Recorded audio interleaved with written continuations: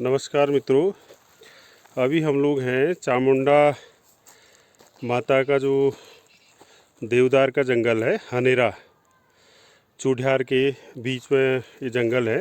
तो अभी हम लोग जिस देवदार के पास हैं, इसे स्थानीय लोग चिणी द्यार कहते हैं, जिसके बाहर से पत्थरों से उसको चीना गया है।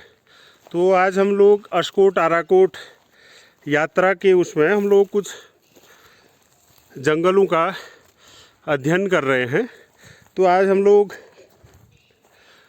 जो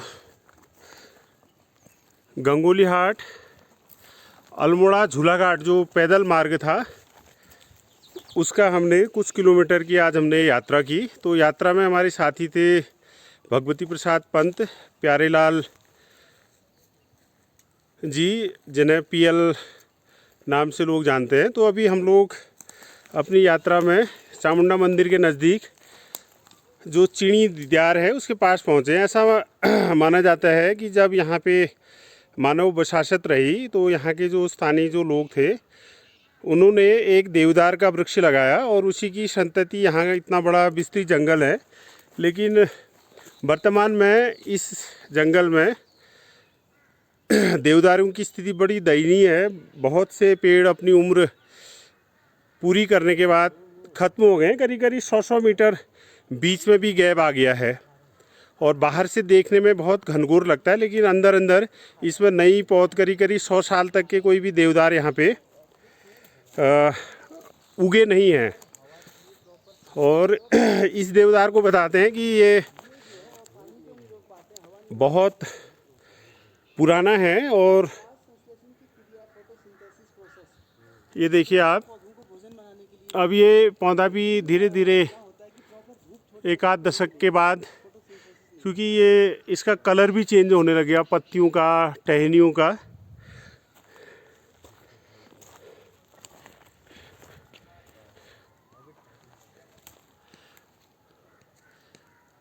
तो ये हमारे बुजुर्गों का जो वनों से जो लगाव है उसका एक उदाहरण है कि इस पेड़ को जब यहाँ पे लगाया तो इधर नीचे पे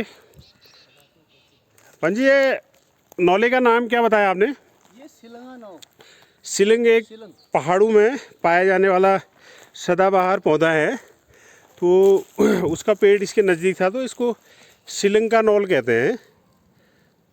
ये देखिए आप, और इसमें काफ़ी मात्रा में पानी रहता है। और एक दौर ऐसा था जब लिफ्ट के ज़रिए पानी नहीं आता था, तो आसपास की बसासत ये पंजी बता रहे हैं कि आसपास की बसासत इसमें निर्भर करती है। पंजी, आपकी कोई स्मृति इस नॉलेज से बचपन की? स्मृति ये साहब, इसके ऊपर में हम लोग कहीं फुटबॉल क्रिकेट खेला करते थे, और तो लुढ़क के गेंद नीचे आती थी तो यहाँ के हम लोग पानी भी पी लेते थे, और वापसी में जो लिंगुड़ होने लिंगुड़, हाँ, उनको भी चाके ले जाते थे। शाम के साग का जुगाड़ भी हो जाता था। ठीक ठीक और ठीक। जुग लग जाते थे, बहुत ज़्यादा जुग। जौंग। तो कतई सूख गया है। पर और बरसात पंजी, जो ऊपर वाला नौला है ये देवी? एक ही नौले हैं दोनों। अच्छा, मैंने ये सुना कि इसको देवी का नौला कहते हैं। हाँ हाँ, देवी नौला, सिलंगा नौला। हाँ, नहीं, नीचे वाले को शिलिंग का नौला, ऊपर वाले देवी का नौला। कुछ लोगों का मानना ये है ना, कुछ बुजुर्ग, जैसे मेरी आमा ने भी बताया था मेरे को एक बार। अब वो कितना था क्या था, उनका कहना था कि मैंने सपना देखा ऐसा वैसा। और ऐसा मैंने कई लोगों से सुना कि जो वास्तव में देवी अगर कहीं है, वो यहीं कहीं आसपास थी। अच्छा, ये मंदिर जो है दूसरी जगह बनाया गया। अच्छा, अच्छा। ऐसा उनका मानना था, इसलिए देवी का नौला यहाँ पर है। ज़्यादा जानकारी मुझे नहीं है, लेकिन बुजुर्गों से सुनी बातें हैं कि असली देवी का प्रकटीकरण या शक्ति का उदय जो भी हुआ, यहीं इसी नौले के आसपास कहीं हुआ। तो यहीं विराजमान है, ऐसा माना जाता है। पंजी, आपको बहुत बहुत धन्यवाद कि आपने अशकोट आराकोट जो यात्रा है उस दौर में जो हम लोगों की आज ये यात्रा शुरू की है हम लोगों ने, अब हर संडे रहेगी। और संभवतः हम लोग जो 25 मई को हम लोग इसमें एक नदी के छोर से हम लोग आगे को बढ़ेंगे, पनार से, हाँ, इधर सेरा घाट की तरफ। तो बहुत बहुत धन्यवाद पंजी। शुक्रिया सर आपका। तो इसमें भी थोड़ा आपको ये नज़र आएगा कि जो ये जंगल है, इसमें धीरे धीरे जो पेड़ों की संख्या है वो काफ़ी कम हो गई। आपको हर जगह पे जड़ से उखड़े हुए पेड़ दिखेंगे कि जब बहुत ज़्यादा अतिवृष्टि होती है तो देवदार के जो जड़ें हैं वो अपने पेड़ के भार से ही गिर जाते हैं। और ये थोड़ा चिंता का विषय भी है कि इस जंगल में पुनः वृक्षारोपण नहीं हो पाया। तो फिर हम लोगों ने कुछ यहाँ के जो स्थानीय युवा हैं उनसे बात की, तो अभी ये लोग कुछ एक रणनीति बना रहे हैं वन विभाग के साथ मिलते हुए कि देखिए इतना बड़ा क्षेत्र है, इसमें आपको एक भी नया पेड़ नहीं मिलेगा और जो पुराने पेड़ हैं काफ़ी संख्या में ये इस तरीके से खत्म हो गए हैं।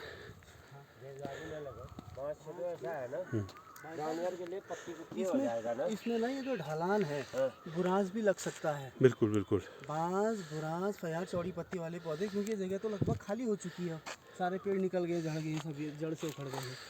तो जिस तरीके का जो मुफीद ज़मीन होती है ना उसके लिए खासतौर से बुरांस के लिए वो थोड़ा सा ढलान वाली ज़मीन चाहिए। तो पंजी कह रहे हैं कि क्योंकि यहाँ पे अब देवदार का जंगल तो थोड़ा सा टफ लग रहा है, लेकिन यहाँ पे हम लोग स्थानीय लोगों के सहयोग से यहाँ पे मिक्स जंगल हम लोग उस तैयार कर सकते हैं। तो ये देखिए आप, बड़े बड़े ठूठ, एक बार करीब 800 के आसपास यहाँ पे पेड़ गिर गए थे। तो यहाँ की जो वन पंचायत है उन्होंने उन पेड़ों को ऑक्शन कर दिया था। तो आपको हर जगह पे ये पेड़ गिरे हुए मिलेंगे और इस क्षेत्र में आपको बरसात में बहुत अच्छी लुईने की सब्ज़ी मिल जाती है। पिछली बार हमने यहाँ से, तो ये जो रोल की शोलधार, कहाँ हाट कहाँ बाजार, तो उसी रास्ते में हम लोग अभी हनेरा के नज़दीक पहुँचे हैं। शोलधार कहाँ बाजार, तो काफी दूरी से अभिप्राय है इसका, दूरी और चढ़ाई। तो ये झूलाघाट तक ये रास्ता जाता था अल्मोड़ा से, क्योंकि उन दिनों अल्मोड़ा सांस्कृतिक राजधानी के साथ साथ ही व्यावसायिक नगरी भी थी। पहाड़ में अगर किसी को नमक भी लेना होता था तो उनको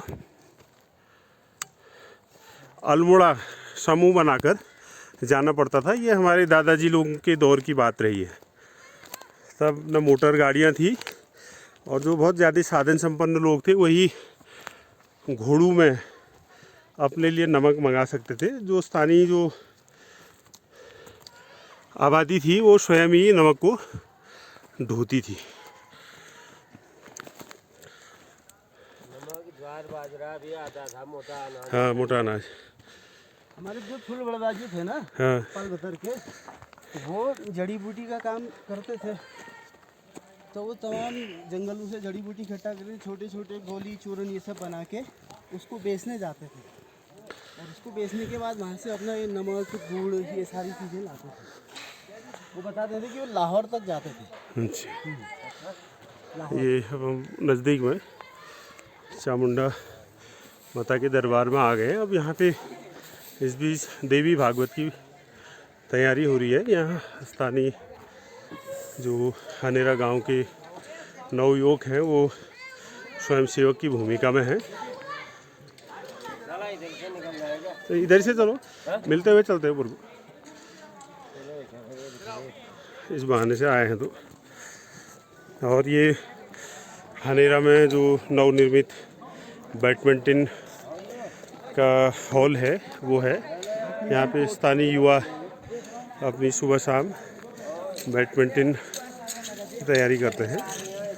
और ये हनेरा गांव के युवा लोग जो देवी भागवत की तैयारी में तन मन धन से लगे हुए हैं। नमस्कार, नमस्कार।